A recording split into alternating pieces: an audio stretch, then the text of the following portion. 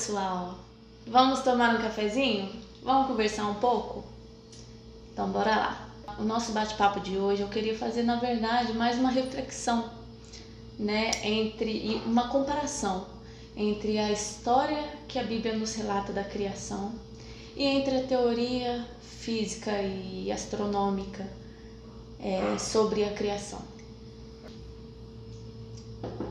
Então, lá em Gênesis fala que a terra era sem forma e vazia, né? E no primeiro dia ele fala assim, que Deus criou a luz e fez distinção entre a luz e a escuridão. Depois, no segundo dia, separação entre as águas do mar e as águas do céu.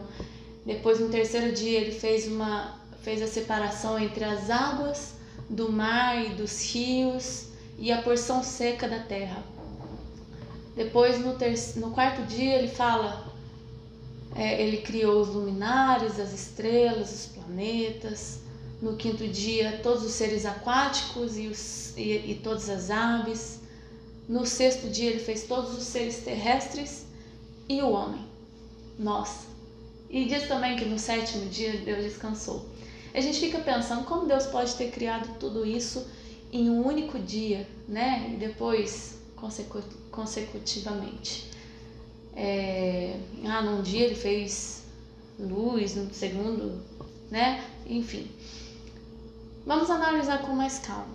Na Bíblia fala que Deus, ele é onipotente, ele é onipresente e onisciente, certo? Ele pode estar em todos os lugares, ele sabe de todas as coisas e ele é poderoso para fazer todas as coisas.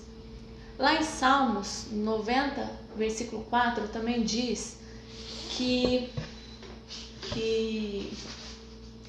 um dia para Deus é como 1000 anos e 1000 anos como um dia, e tem outros versículos relacionados a isso também.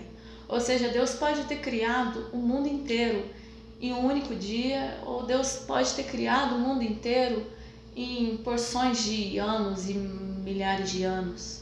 Isso para Deus não é nada, porque se ele criou tudo isso, ele manipula da forma que ele quiser. Se ele quiser, ele estrala o dedo assim, e pode sim ter criado o mundo inteiro em 7 dias, em 6 dias, né?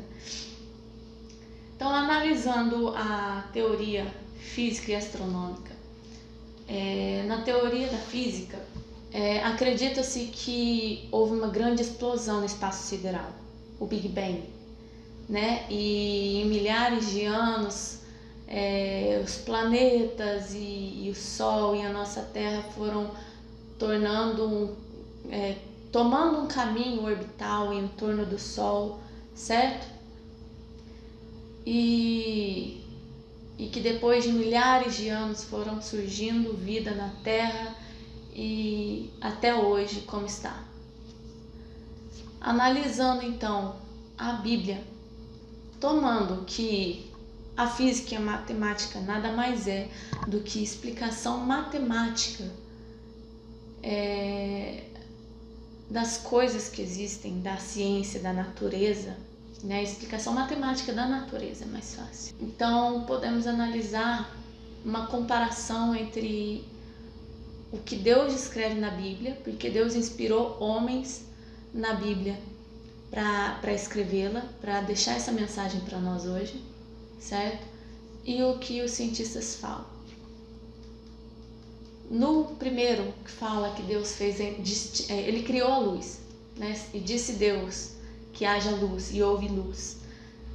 E aí consequentemente fala que ele fez distinção entre a luz e as trevas.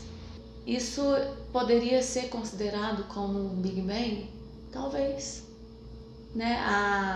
A criação da estrela que há no nosso sistema solar, sim, porque a criação de uma estrela, ela se dá através de uma explosão, né?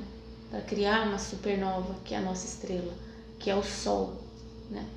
Então vamos lá. No segundo dia fez separação entre as águas dos céus e as águas do mar.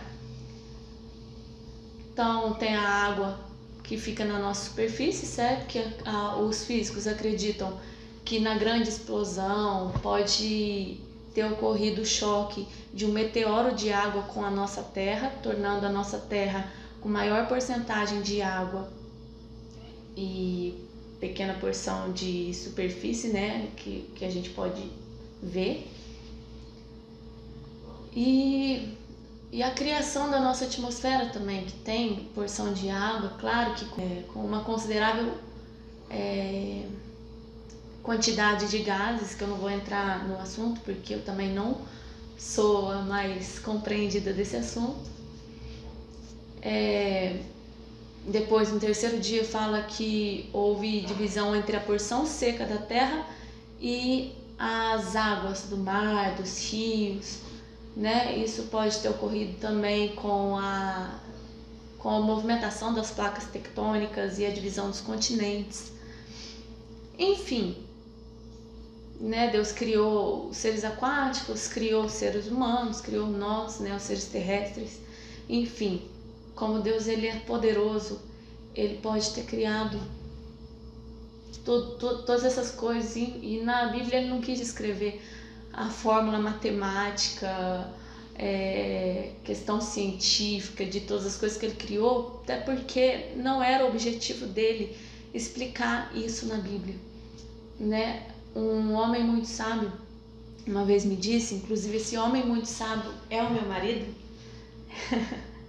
Uma vez ele estava conversando comigo e ele falou: se você fosse autor de um livro que quisesse falar sobre um determinado assunto, você não ia ficar fugindo desse assunto, explicando cada assuntinho por detalhes, porque o seu assunto principal é o que importa. E realmente foi assim que Deus fez na Bíblia, né? Ele inspirou homens para que pudesse passar a mensagem que ele queria do início ao fim. De Gênesis a Apocalipse, Deus queria demonstrar o plano que ele tinha para o ser humano, de redimir o ser humano, de poder ter contato com o ser humano e salvar toda a humanidade, redimir toda a humanidade, para reconciliar consigo mesmo. Esse era o foco dele principal na Bíblia. Muitas vezes as pessoas ficam pensando: mas na Bíblia descreve isso, e qual é o sexo dos anjos e tudo mais. Gente, não é esse o foco principal da Bíblia. E Deus ainda deu um resumo ainda de todas as coisas que ele fez, né? De certas coisas também. Ele deixa assim um toquezinho, mas ele não fez questão de explicar isso, porque isso não importa. O que importa é que ele é Deus, que ele nos ama e que ele quer falar com você, né? Ainda tem também as teorias de evolução que diz que o homem veio do macaco e tudo mais. Para mim é muito mais necessário ter fé nas teorias de que o mundo se criou do nada e de que a vida se criou do nada, que do nada, né, a gente está num sistema orbital em torno do Sol, há uma distância perfeita entre o Sol e os outros planetas, e esse sistema não se choca um com o outro. A gente tem a atmosfera que protege a Terra, e a distância entre a Terra e o Sol é perfeita, porque se estivesse um pouco mais perto estaria tudo sem vida. Se estivesse um pouco mais longe nós congelaríamos. Então estamos a uma distância perfeita do Sol, a ponto de que o calor do Sol e a radiação do Sol é benéfico para o nosso planeta, para a vegetação e para a nossa vida. Então, para mim, é muito mais difícil crer, ter fé nisso tudo, que tudo se criou do nada, do que ter fé de que há um Deus que criou tudo isso de forma perfeita e criou vida nessa terra para um propósito. Então, se você não crê em Deus, faça prova dele. Porque se você fizer prova dele não crendo nele, você não tem nada a perder. Mas se você fizer a prova dele e ele se revelar a você, você tem tudo a ganhar, né? Ora, fala: Deus, se o Senhor existe, venha na minha vida, entra na minha vida, toca e muda a minha história. Faça a prova dele, porque na Bíblia ele fala: faça a prova de mim. Então faça a prova dele, porque ele quer falar com você. E para o nosso papo de hoje é isso, pessoal. Tenham uma boa tarde para todos vocês.